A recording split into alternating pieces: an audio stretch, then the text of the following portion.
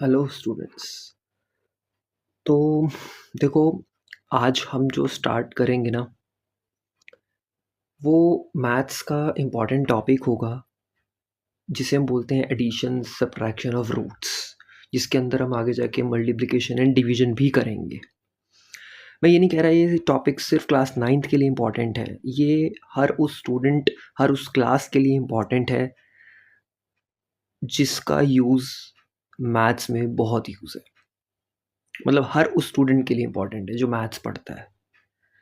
ये नहीं सिर्फ क्लास 9, ये class 10th, class 11th, class 12, क्योंकि रूट्स की कैलकुलेशन हर क्लास में आती है। तो ये हर स्टूडेंट के लिए टॉपिक इम्पॉर्टेंट है। बट क्लास 9th के लिए ये मोस्ट इम्पॉर्टेंट इसलिए बोला जाता है क्योंकि क्लास 9 से ही हमारे फर्स्ट चैप्टर के अंदर इसकी कैलकुलेशन स्टार्ट हो जाती है। तो चलो स्टार्ट करते हैं आज की इस वीडियो में। फिर हम आज का topic addition and subtraction of roots. देखो, सबसे पहले जो हम करेंगे ना, वो हम बात करेंगे एडिशन ऑफ रूट्स। पहले हम एडिशन की बात करेंगे। देखो, एडिशन हो चाहे आपकी सब्ट्रैक्शन हो, राइट, कुछ चीज़ें समझना जो हम क्लास 8 में पढ़ते थे। फॉर एग्जांपल, पहले मैं आपको उस क्लास 8 का एक बेसिक समझा दूँ। जैसे हमारे पास कुछ लाइक टर्म्स होती हैं या हमारे पास कुछ अनलाइक टर्म्स होती हैं जो हम क्लास 8 में पढ़ते हैं।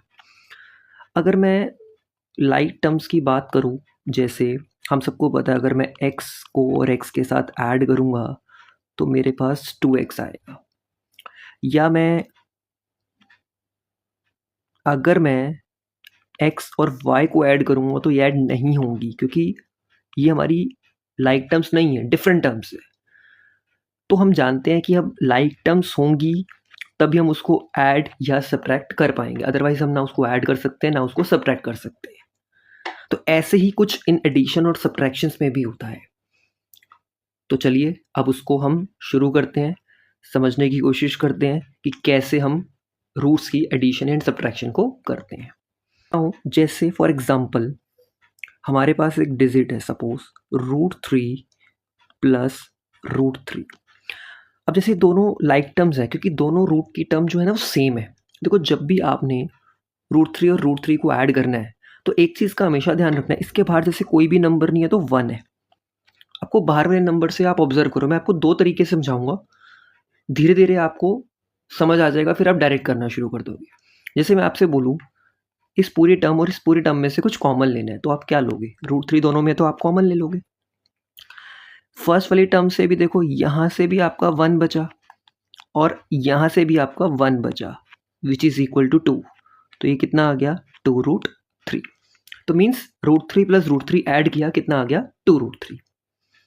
अब आप समझो, अगर मैं बोलूँ √5 प्लस √5 प्लस √5 को अगर मैं ऐड करूँ तो क्या आएगा? अब तीनों के बाहर कुछ नहीं है तो हम मान के चलते हैं 1 है। तो अगर मैं तीनों में से कॉमन लूँ तो कितना आएगा? 5। तो क्या बचा? 1 plus 1 plus 1 which is equal to 3√5। अब जैसे आप समझ ही गए होंगे, जितने रूट में आपको नंबर दे रखे हैं सेम, आप उनको ऐड कर रहे हो।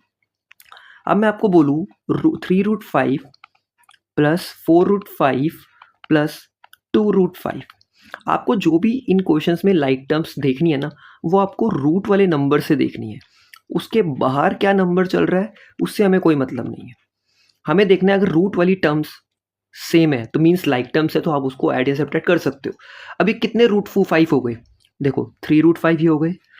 3 प्लस 4 7, 7 प्लस 2 9। तो इनको ऐड करने पर कितना आ गया? 9√5। एक और एग्जांपल लेते हैं, सपोज √7 प्लस 3√7 प्लस 2√7।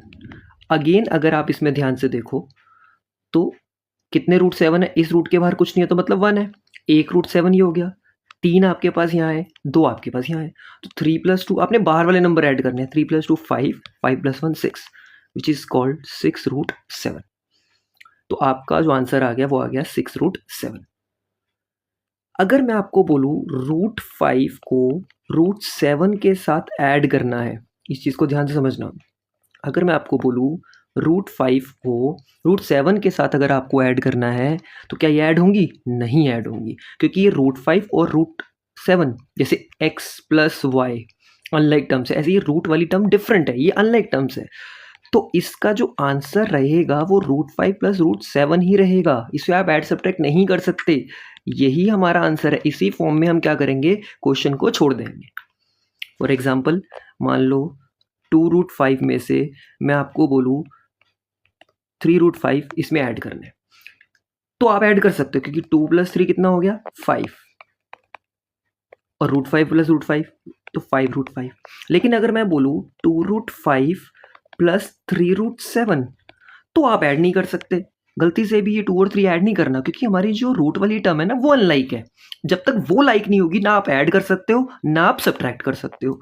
मीन्स तो इसका जो हमारा आंसर होगा वो सेम यही रह जाएगा। तो यही हमारा फाइनल आंसर होगा। तो ऐसे हम रूट्स की एडिशन को सॉल्व कर सकते हैं। बाकी जैसे जैसे आप आगे चैप्टर्स पढ़ोगे, क्वेश्चंस की प्रैक्टिस करोगे, तो धीरे धीरे आपको ये चीज़ें क्लियर होंगी। तो ये बेसिक था, ये बहुत इंपॉर्टेंट है रूट की कैलकुलेशन के लिए, जो सबको आना बहुत ज़रूरी है। चलो अब हम स्टार्ट करते हैं अपनी सब्ट्रैक्शन ऑफ रूट्स। एग्जाम्पल लेते हैं। जैसे मैं आपको बोलूँ √5 माइनस √5, अब आपने √5 में से √5 माइनस करना है। सपोज इसके आगे कोई भी नंबर नहीं है तो मतलब 1 है। मैं सेम उसी मेथड से समझा रहा हूँ। मान लो आपने √5 दोनों में से कॉमन ले लिया, कॉमन मतलब जो दोनों में था। दोनों टर्म से हमारा क्या बचा? इधर से भी 1 और इधर से भी 1, तो 1 - 1 कितना होता है? 0। अगर हम 0 को किसी से भी टर्म मल्टीप्लाई करें तो आंसर इज 0। देखो जब दो रूट और किसी टर्म के बीच में कोई भी साइन नहीं होता तो दैट मीन्स मल्टीप्लाई हो रहा है। तो एक कॉमन सेंस है, अगर मैं 1√5 में से 1√5 ही माइनस कर दूंगा तो 0 ही तो बचेगा। तो एक पॉजिटिव नंबर सेम रूट में, एक नेगेटिव नंबर सेम, दोनों कैंसिल आउट हो जाएंगे, तो हमारा आंसर क्या आएगा? 0। तो जैसे मान लो अगर मैं आपको बोलूँ 3√5 में से आपको 2√5 माइनस करना है, तो आप देखो आपने कितने √5 में से कितने √5 माइनस करे? 3√5 में से 2√5, मतलब 3 में से अगर आप 2 माइनस करते हो तो आपके पास 1 आता है। तो 3√5 में से अगर आप 2 रूट माइनस करोगे तो आपके पास 1√5 आ जाएगा। देखो 1 लगाने की जरूरत नहीं होती, जिसे हम जस्ट √5 भी लिख सकते हैं। मैं आपको बोलूँ 10√5 में से 5√5 माइनस कर दो। अब 10 में से 5 माइनस करोगे तो 5 लाइक टर्म्स है, तो इसको हम लिख सकते हैं 5√5। ऐसे ही अगर हम बात करें 7√3 में से 2√3 माइनस कर दो, तो आपके पास क्या आएगा? आपने 7 में से 2 माइनस करा, कितना हो गया? 5√3। तो कोई भी ऐसी डिजिट है, बट आपकी जो रूट वाली टर्म है ना ये लाइक टर्म होनी चाहिए, तभी आप सब्ट्रैक्ट कर सकते हो। एक और एग्जांपल, अगर 5√3 में से मैं 7√3 माइनस करूंगा तो आंसर क्या आएगा? जल्दी से आप देखो, करना तो वैसे ही है। अब आपको इंटीजर्स तो पता है भाई, 7 में से 5 तो माइनस करेंगे, आएगा तो 2√3, लेकिन आपको पता है 7 और 5 में से बड़ी डिजिट कौन सी है? 7, तो आंसर माइनस में आएगा। जैसे आप इंटीजर्स पढ़ते हो तो 7 - 5 2 ही होता है, लेकिन साइन आपको हमेशा कौन सा लगाना है? जो दोनों में से बड़ी डिजिट होगी। तो हमारा आंसर नेगेटिव में भी आ सकता है। तो इस 5√3 में से अगर आप 7√3 माइनस करोगे तो आपका क्या आएगा? -2√3। ऐसे ही मान लो 2√3 में से आपने 5√7 माइनस करा, अब क्या आएगा? अब आपने देखा भी रूट वाली टर्म तो सेम है नहीं, इसका मतलब ये अनलाइक टर्म्स है, तो इसको तो माइनस प्लस कर नहीं सकते।